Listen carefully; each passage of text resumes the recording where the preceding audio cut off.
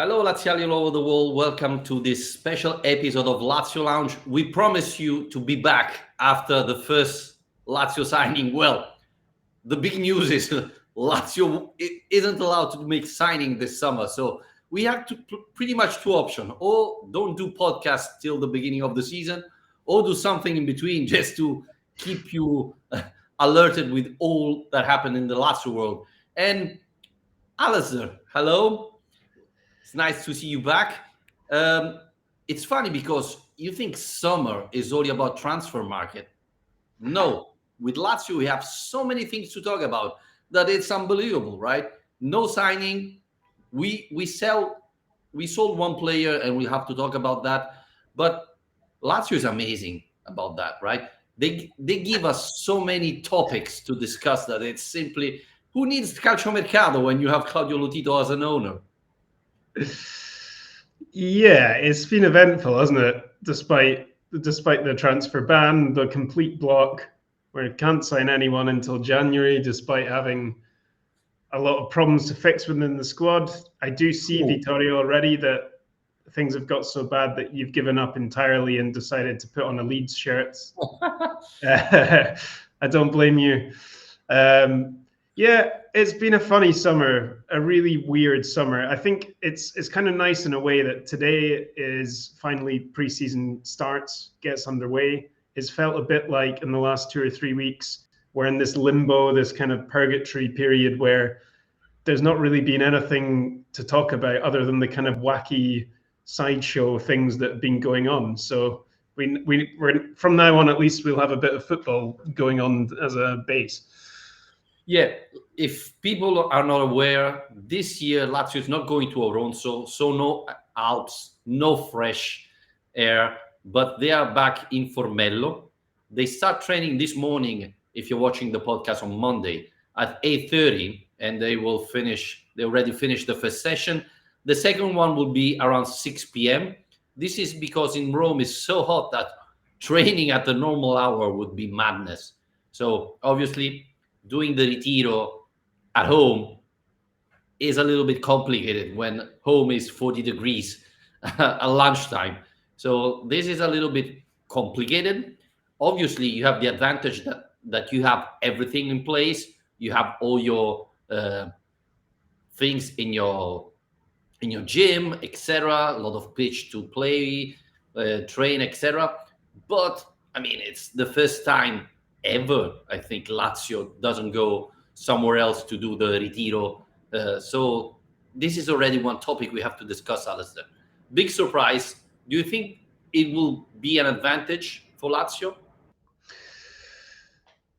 Well, we'll see. I mean, I think that it's a shame. I think we discussed this already in the Q&A podcast, but it is a shame to end that relationship with Alonso because it was a place that the club had such a long connection to, and the fact that a lot of families enjoyed going up there, and a beautiful part of Italy and a great place to kind of go anyway. And if you can combine that with seeing the team training and so on, it must have been a great thing to be a part of. Whereas now, obviously, there's none of that. I did see today that apparently the club is considering opening the doors of the training ground every now and then to let people in. But as you well know, and as you can see from Vittorio's current location, a lot of Romans leave Rome in the summer anyway. So I don't know how helpful that's going to be. Speaking as someone who's stuck in Rome this summer, I can tell you that I wouldn't want to be doing training at 8 o'clock in the morning. I do the dog walk around then, and that's bad enough. Or at 7 o'clock in the evening. It's okay at the moment. We've had a slight dip in temperature, but 3 weeks ago, it was really bad. And those kind of circumstances, Formello is a little bit outside of the city in the more of a countryside area. But even so, I think it's hard to see how you can really get proper training sessions in when it's quite as hot as that. So we just have to hope that this crazy heat wave doesn't come back again, because I think that's surely going to impact the preparation. Yeah, the last couple of days, if you're not in Italy, it has been much better. Rain in the center of Italy, a little bit of wind, so that definitely helped. But it's not going to be easy. One thing I was noticing, Alasdair, is that obviously there's not going to be Lazio Ronso because they're not coming to Rome to do the friendly game. But at the moment, if we see the schedule of our friendly games, they are not low chair level opponent, right? In the past, we had Oronso, that is third category, so the lowest level. My son is playing there, so lowest level of football. Then we had like the best of that area, so and then we started to ramp up. This year, we start really high. I think Avellino is the first friendly, so they are, what is it, Lega Pro, Serie B. So this year, the friendly games will be competitive since the beginning. And I don't know, Alasdair, probably this is better because the friendly game against Oronso and the first three friendly games of the season doesn't tell you that much, pretty much nothing, right? It's just to, hey, let's play football. So this year we'll have tests. And the first friendly game will be at the end of the ritiro, while usually it was after 5-6 days. So this is definitely better, right? Or not? Well, it's kind of tradition that you win the opening game of the season 21-0 or whatever it is. You get a Toma Basic double hat trick or something crazy, which tells you a lot about the season ahead. No, I mean, I made a list of them earlier. So yeah, Avellino, then Fenerbahce, Galatasaray, those two games within 3 days or so in Istanbul. Burnley, who've just been promoted to the Premier League, that's been confirmed now. And apparently Olympiacos is lined up too. That's not official yet, I don't think, but I was reading about it. Yeah, I think it should be official, yeah. It's fun enough that since I left England, Lazio's every summer is doing a friendly game in England. Yeah, close to where you were living. I mean, it's next year is going to be Leeds Lazio. I'm sure about that. But yeah, you're right. I think it's good to have proper tests. And the thing is, one of the upsides, if you can call it that, of the situation we're in is that from today, we know that the players, the squads Sarri's working with, is the team that he's going to be selecting from for all of those games and for the first game of the season at Como. So we're not going to have any big surprises. A theme every summer on our podcast has been not just mercato, who are we linked with, who can we sign, but can we please get them here on time so that they can train and be a part of this team and not come in last minute, not miss the first game of the season, whatever.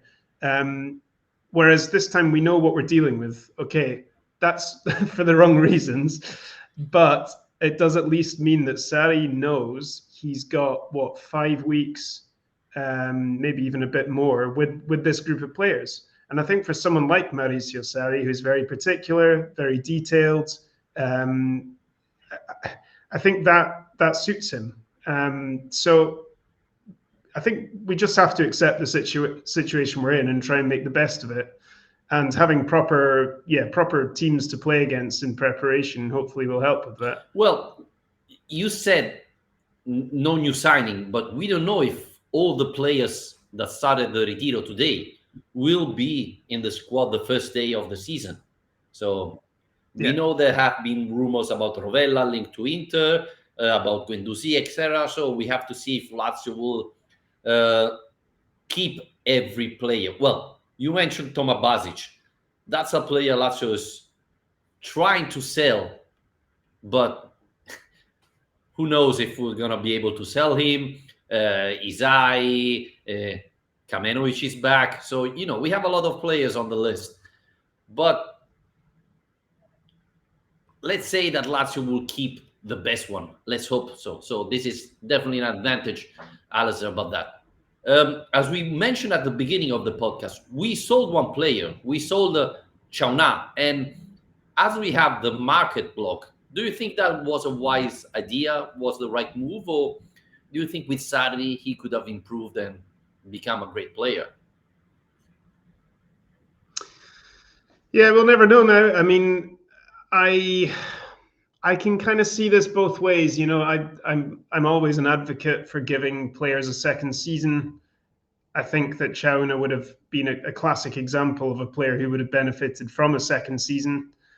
And like you say, it would have been interesting to see what Sarri could have done with him, because he does feel like a player who has a lot of raw talent, but doesn't necessarily have the understanding of the game yet, which a coach like Sarri might have helped him with.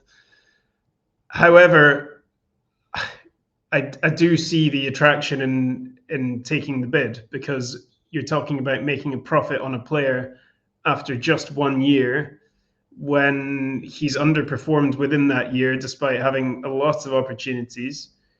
And on top of that, in Matteo Cancellieri, you've actually got a guy coming back who plays in exactly the same position, not as young, but he's still young, and he's played almost 100 games in Serie A now.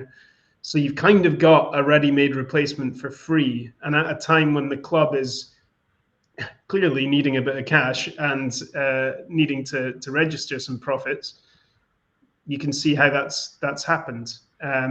So I think it's a shame that it didn't work out, but I can understand why they let him go. Do you think Cancellieri is going to stay, though?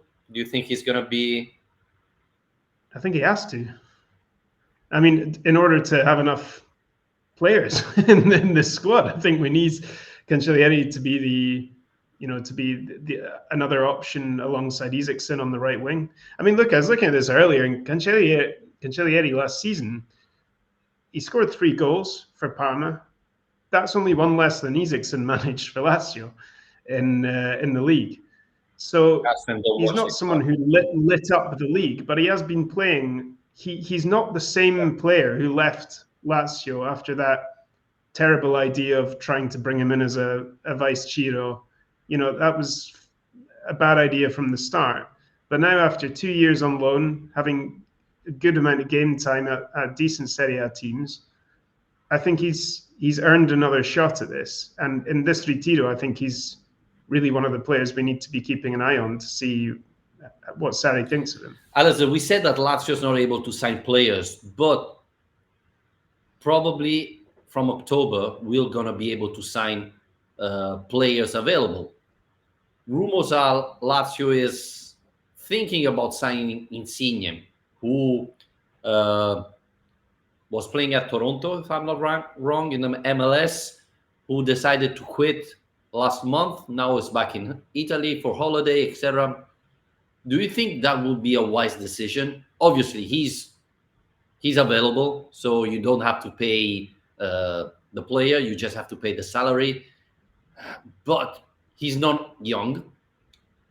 Can we say he wasn't playing in a very competitive league in the past couple of years or so? Obviously, he did terrific when he was managed by Sarri at Napoli. But do you think he could get back to those levels with Lazio? Do you think that would be a good signing for us?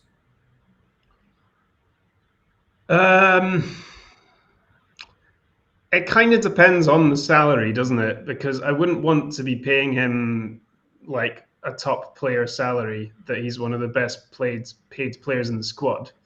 And that's probably what he's used to. I seem to remember, I can't remember exactly now, but I seem to remember that his move to Toronto was incredibly lucrative and was part of the reason he was tempted at a reasonably young age to move over there.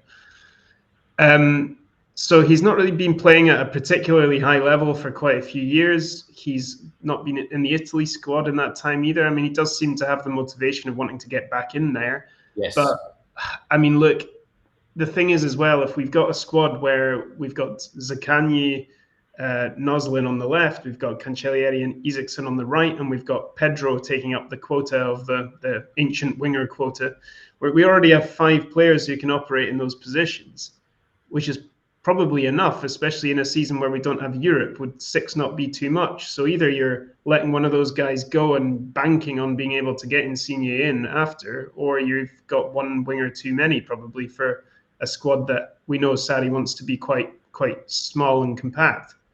What do you think? Yeah, I'm not convinced, to be honest with you. You mentioned the salary. That's one thing to consider.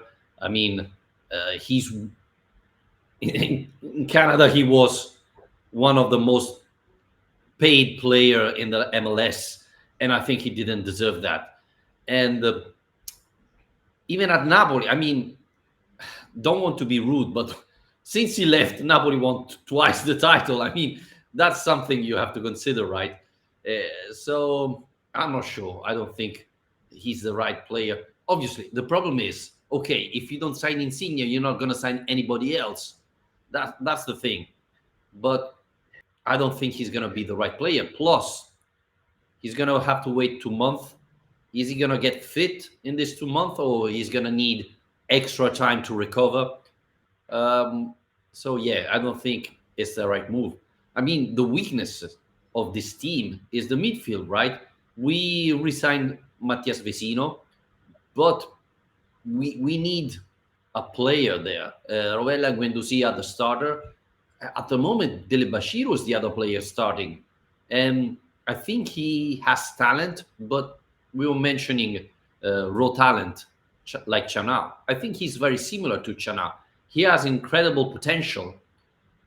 If Sarri will be able to put it at good use, he could be terrific. But last season he didn't. So, probably you need someone there, right?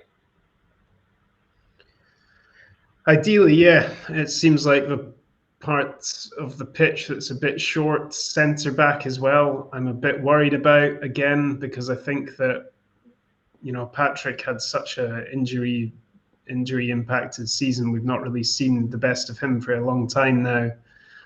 There's questions, I hate to say it, but there's questions over whether big Sami Gigot is the right kind of defender for Sarri ball.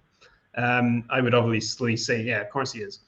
But then, yeah, you're asking a lot for Romagnoli and Gila. And look, if those two can stay fit, great, because they can be the new Romagnoli-Casale partnership, which Sarri picked almost every week. That was part of the secret to the defensive success before, was he had pretty much the same defense playing every week. But yeah, I think that, the midfield seems to be the position of greatest weakness in terms of depth. There's also, does it worry you a bit that there is this release clause for Rovella and Guendouzi as well? It's a lot. I mean, 50 million feels like quite a lot of money for a club to be coming in and throwing at Lazio. But the thing is, they can't really do anything about it. So that would be a bit of a disaster, to be honest, if someone did decide, Inter did decide Çalhanoğlu's out, we're going to just spend the money. Yeah, that was the rumors. The thing is, it looked like Çalhanoğlu was not going to leave Inter. So, but if you make those clauses, which makes sense, and you have your transfer market blocked, then it's dangerous because, yeah, you get a lot of money, but you cannot spend it. So, to be honest with you, Rovella is the only player you can replace easily inside the squad. You have Belayan, you have Cataldi, but he's very talented and he's still very young. If we lose Guendouzi, we don't have really option there, right? The only thing is move Cataldi there and not playing as a playmaker, but as a box-to-box midfielder. So I think he'll have to this season anyway, won't he? Yeah. I think Cataldi will have to be the kind of jolly who does all the roles in midfield. Absolutely. And then there's the question mark Nuno Tavares, because he doesn't look like a Sarri player, right? Sarri said, if I'm able to teach him how to defend, he's going to be amazing. But it's a huge challenge, right? It's not going to be easy.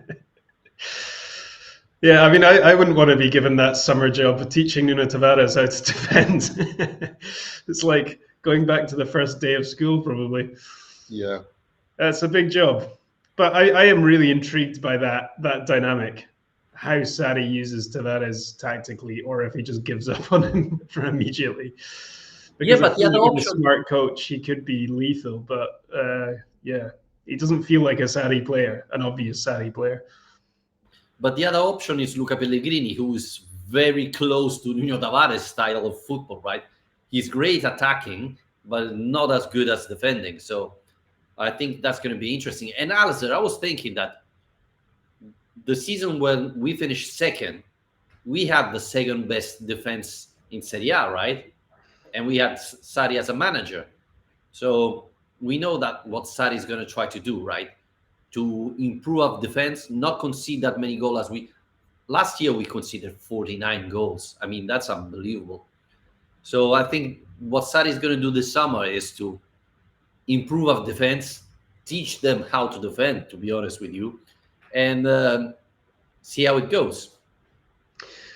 The thing that has been quite nice about this summer is that I've been able to just completely blank out all the normal calcio mercato bollocks that goes on, because they have nothing to write about because they know we can't sign anyone. And as we've just found out by starting our own Lennon Miller rumor, you can't really believe any of the stuff that goes around anyway.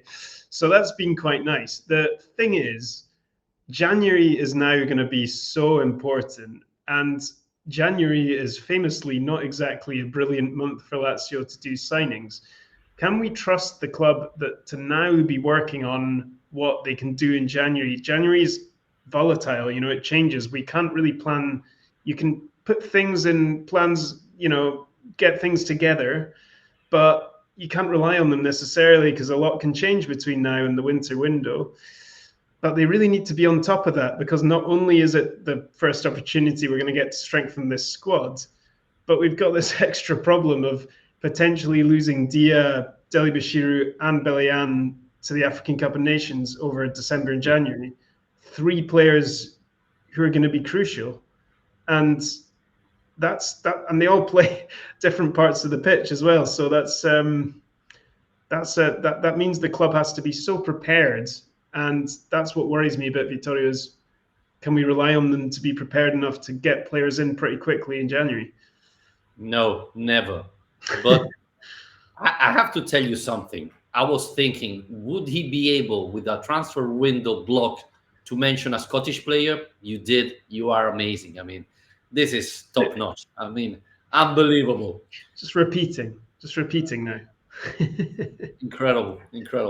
But no, the problem is, as you were mentioning, in January we usually are terrible in signing players, and I don't see Fabiani already looking forward or thinking, trying to strike deals already with players, even because you don't know what's going to happen, right? Maybe you're thinking, okay, we need that player, but suddenly he starts playing and he becomes a starter for the team, and now he's available, and in January he won't because he's become the starter, is playing so well. On the other side, obviously, there's going to be the player that's going to start this season. He's going to be terrible, and in December he's going to be benched, and he could be available for a loan in January and things like that. So it's very difficult to organize something for January, especially if you're Lazio. So you're going to spend pretty much no money or very little, and you're going to look for cheap deals, which are going to be very difficult in January. So it's going to be really complicated. Obviously, as you were mentioning, the good thing is that this is the squad. So Sarri, 90% won't have surprises. And this is the team he's going to work with, even though we have to mention that Zaccagni, Patrick, and Guendouzi are not training today. Zaccagni got a surgery. I don't know if people are aware of. Patrick is still recovering from his surgery he had in January. And Guendouzi had a couple of days extra because he played the Nation League. So he's going to be back later. The Zaccagni thing, Alasdair, is a little bit concerning because he had this surgery during his holiday, but not at the beginning, pretty much at the end of it. I mean, if he did it 2 weeks earlier, he would have been probably ready for the first day of Ritiro. Does this sound to you like disorganization, or you think, I don't care the first days, who cares? He's enjoyed his holiday, that's better. It's for pubalgia, wasn't it? Yep. Now it's the same thing that Luis Alberto had. Yep. So the thing is, he said that since January he had this issue, and he tried to go through the rest of the season with it, and then they said, no, it's too much, let's have a surgery to fix it. Yeah, so I was going to say it's not a condition I know much about, but I seem to remember from last time with Alberto that it's one of these things that you can kind of carry on with, but it affects you. You can't be at 100%. So it's not like something that's just come out of nowhere and struck him down. He'll have been aware of it for a long time. And to be honest, like I remember us saying at that time with Alberto, because his form had dipped, it might explain a little bit why Zaccagni's form dropped off the second Yeah. half of that season if he was carrying that. And again, like with Alberto, because I remember everyone being very critical of Alberto at the time, like everyone's just been with Zaccagni. If you could just communicate that there's a problem there, people would be, able to give him a little bit more of the benefit of the doubt. But maybe that don't want to kind of express that. Yeah, I don't know. I find it hard to really comment on that because I'm not really sure what the recovery process is like. But the good thing is we do have a bit of time on our hands, and we know Zaccagni will be the starting left winger once he's back. It's not like he has to relearn everything. Well, we have to see if the new signing is better. Well, so basically our new signings are Cataldi and Cancellieri. Okay, very exciting. But I did want to ask you about because we always get questions about youth team players, younger guys who could come into the first team and so on, and we generally have answered that there isn't a huge amount out there, but 4 have been called up for the Retiro. So we've got Renzetti, who is the goalkeeper, would probably be fourth choice goalkeeper. Ruggeri, the old captain who was on loan at Salernitana. Sana Fernandez, who we've mentioned a few times, who was on loan in Holland last season. Yep. And then Pinelli, who's someone I know very little about, but he is a midfielder, so that I imagine is why he's been given the call up. I mean, of those 4, do you see any of them being able to make a breakthrough, or are they just there to fill out the numbers over this summer? Well, let's mention the player that I wanted there and that it's not in the list, Floriani Mussolini. I thought he was the youngster who was the best option we had. I thought he was ready for Serie A level. He played really well last year in Serie B.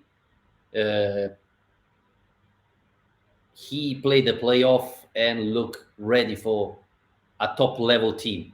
Lazio is trying to sell him to Cremonese, I think. So that's why he's not there. Obviously, one of the things is we have too many fullbacks. Lazzari, Isai, Maruzic, Nuno Tavares, Pellegrini. So he would have struggled to find place, to find time. And so that's why Lazio is loaning him out. But he's ready. The other player I looked and thought he could be interesting is Ruggeri. He started playing the second half of the season with Salernitana. He's probably not ready for Lazio type of football, that level. But I think he's ready for a team fighting for relegation in Serie A or a team in Serie B. So he could be a nice prospect. I don't think he's staying with the club. Renzetti has been linked with a lot of clubs. He's been good with the Lazio Primavera in the past 2 seasons.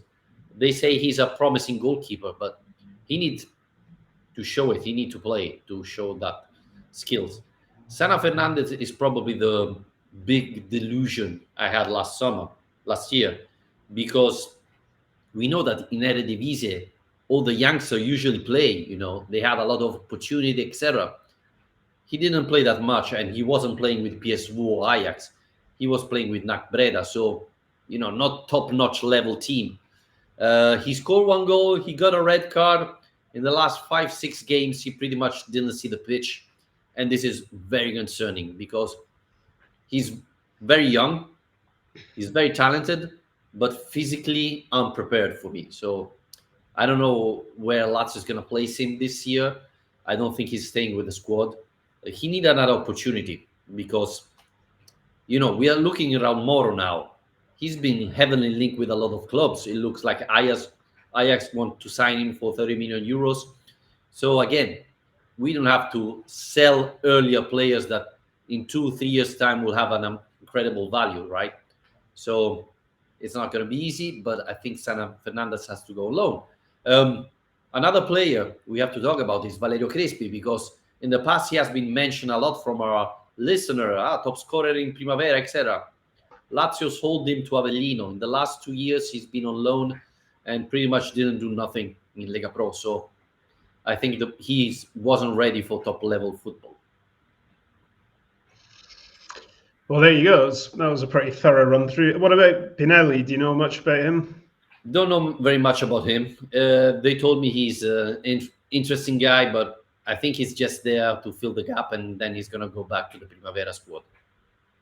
Which is a shame, because that's probably the position where, if we did have a talented young player in the ranks, that's where they might get an opening in this squad. Well, talking about the Primavera, Bordon was the readiest player, but we sent him on loan. So,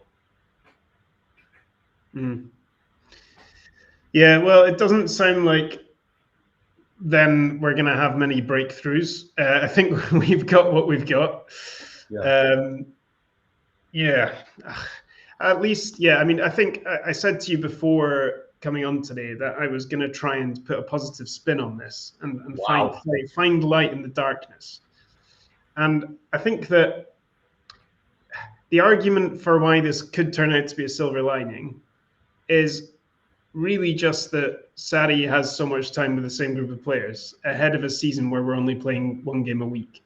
And I think everyone now is probably on the same page that Sarri is probably the superstar in this team, because the squad has a lot of good players, but lacks that kind of world-class quality that we had in the past. And I think that you can't undervalue that preparation time. It's something we've not always had. And so I do think the fact that we now have from day one, bar the guys you've just mentioned who aren't quite ready yet, we do have Sarri working with this team, working with the squad on his tactics. It's not as big a transition as it was before from Inzaghi's football to Sarri's football. He's already familiar with all of the surroundings and with a lot of the players in this team. And I do think it's still a decent squad. I think it's a blessing in disguise that we failed to qualify for Europe, because if we were in Europe this season, I think we'd be talking about an altogether different challenge. But I think going into a season where it's just Serie A to focus on, we could still do okay here, because I think giving Sarri exactly what he wants, which is time, time to work with players. It's the one thing he always complained about before, was the calendar. And the reason he complained about the calendar was because it didn't give him the time to work on his ideas. And now he's going to get 5 full weeks, challenging pre-season games. The whole time he'll be working with the same core of players, assuming we don't sell anybody important. And then that'll take us into the new season. Would I have chosen to have it this way? No. But I do think that could be a way that this works out to our advantage. Yeah. You forgot to mention that Sarri wants even players, and they're not coming. So that's something we have to mention. And when you say an okay season, you mean Champions League level, Europa League, Conference League? I think top 4, yeah. Top 4. As in that has to be the target we set, right? We can't go into the season feeling sorry for ourselves. We have to set that target, because that's always the target. And we can't forget that this squad, for all its faults, was in the race for the top 4 until the final day last season. Okay, everyone seems to have immediately forgotten that since Baroni left. But this squad was in that race. Okay, they faded off big time. Okay, we lacked quite a lot in certain areas. But this team wasn't that far away. Okay, it really wasn't. And I do think Sarri can make the difference, because I think there were a few naiveties in terms of Baroni's selection, his tactics, decisions he made along the way, which with a more experienced, sharper coach, he won't have as much. I'm not saying we will reach the top 4. I'm saying that has to be the target going into this season, because there's so much turbulence, right? I mean, Napoli look like they're going to be a step ahead of everyone else. But beyond that, who knows how things are going to go, right? I mean, there's just so much unpredictable chaos about the Serie A season we've got coming up. Yeah, you're right about the chaos, but let's not forget that we had a very little chance to qualify to the Champions League in the last game. We need a couple of miracles, not only one, two. Torino should have beat Roma, and Juventus should have lost against Venezia. So, Well, I we mean, needed to beat Lecce as well, which didn't happen. yeah. So, it wasn't that close, to be honest with you. But definitely this season, and this is where it makes me even more angry, because Milan is back with Allegri, and Iglitari is already doing a little bit of stupid things. Atalanta with Juric, that's a huge question mark. Tudor at Juventus, etc., etc., Kivu at Inter, etc. I mean, if we did transfer market, we could really be fighting for. So I'm not sure Lazio is fighting for the top four, to be honest with you. It would be a Sarri miracle if they did, if we did. Definitely, there's the positive thing that he's going to have all the squad already from day one, and that's definitely better. But we have to hope that he transform Dele Bashiru in a great player, that Bruno Tavares become a real fullback, etc., etc. So it's not going to be easy. Definitely, it's not going to be easy. Yeah, but it's not fun if it's easy. Got to enjoy the ride. And I feel like this season is going to be a bit of a ride, to be honest. Oh, you've frozen.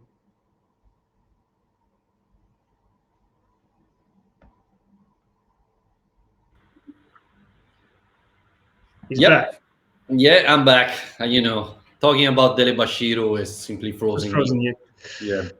Well, I think we're coming towards the end. I mean, is there anything else you want to mention? We've got a new shirt, Vittorio. What do you think of that? I mean, is it a new shirt? Yeah, that's the thing. It's very similar to the old one. And even the second one is pretty much the copy of the yellow one of last year, right? Yeah, I don't think a huge amount of imagination has gone into it. I actually quite like the idea, the design of the Campidoglio. That's quite a cool idea, but it doesn't. I've not actually seen the shirt in person yet. Maybe in person it comes out more, but looking at it in pictures, I feel like it's a great idea, but they've not really executed it because you can barely notice. So yeah, I mean, it's fine. I don't think it's an embarrassment. There's nothing particularly wrong with it. It's just not another thing that's not exactly got people very excited, I would say. Alasdair, can I ask you if you are surprised to see how many people did the season tickets this year?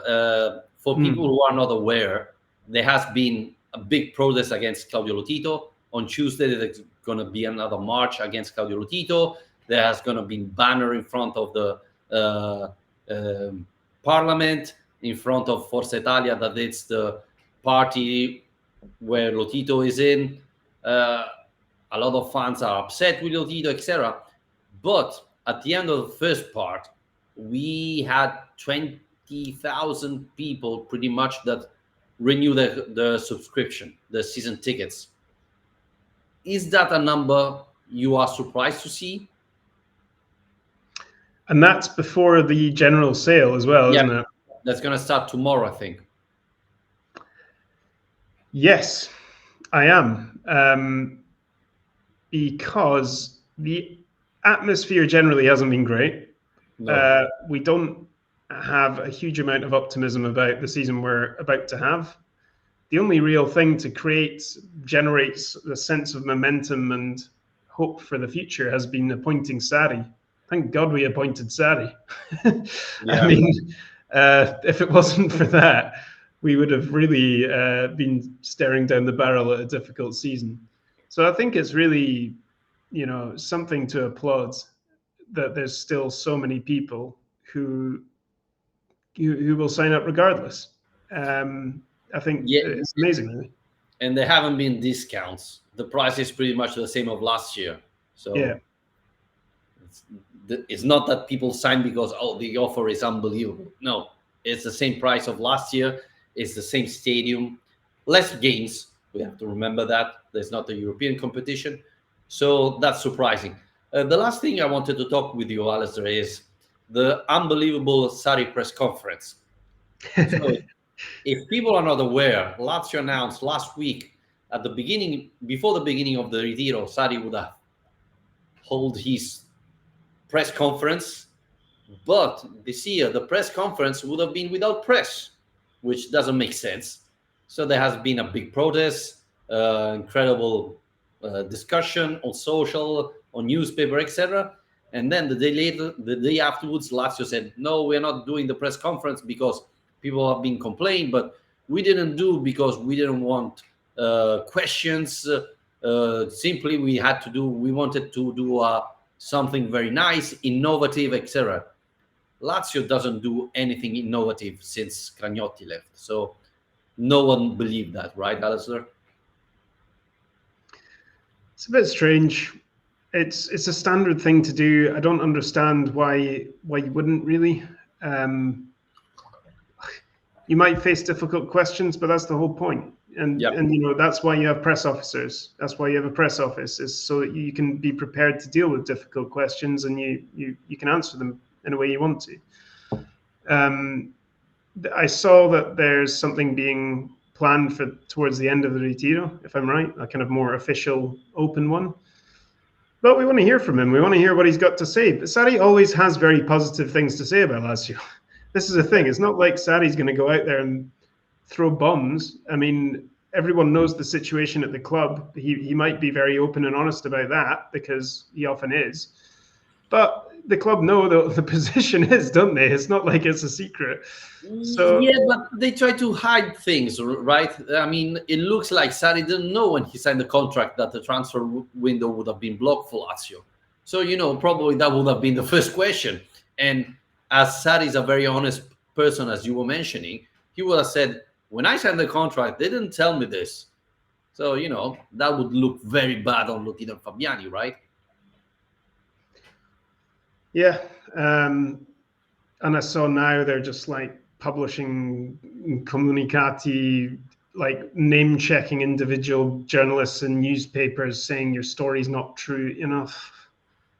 It's just not like big club mentality, that kind of thing. Just deal with it. I'm sorry that the story might not have been true, but there's a lot of untrue stories circulating in the world of football. You'll tire yourself out quite quickly if that's the way you go about it. So, yeah, I think the communications is still got a bit of work to do. Okay, Alasdair, thanks for your time. Thanks, everybody, for listening. Thanks to our Patreon. Remember, patreon.com/Lazio Lounge. Membership starts at $2 a month. We're going to be back with our Q&A pretty soon, so it's the perfect time to subscribe and to write your question to us. We're going to be trying to answer to all of them. And we'll be back as soon as possible. Take care, guys. Enjoy the sun if you're in Italy. And we'll be back as soon as possible. Take care. Cheers.